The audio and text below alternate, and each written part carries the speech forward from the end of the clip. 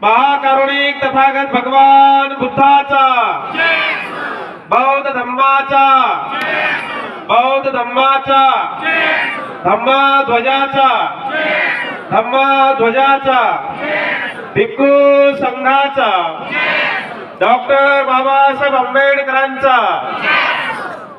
उपासक उपासिका संघाचा. तुमच्यासाठी म्हणत आवाज मोठा निघलाय ना. तर या ठिकाणी सुहास काळवे जपानचे धर्मगुरू आहेत.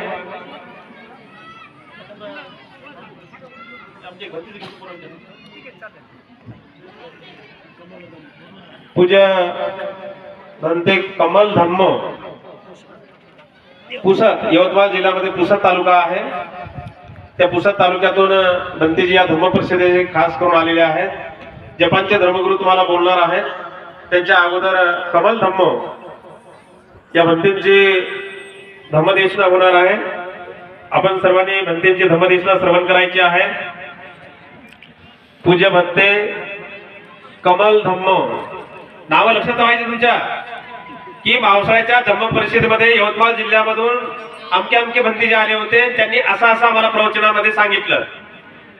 आम्ही काय काय ठिकाणी म्हणतो भंतीचे प्रवचन ऐकलं. कोणते भंतेजी होते काय माहित बाबा म्हणतात, ऐकले.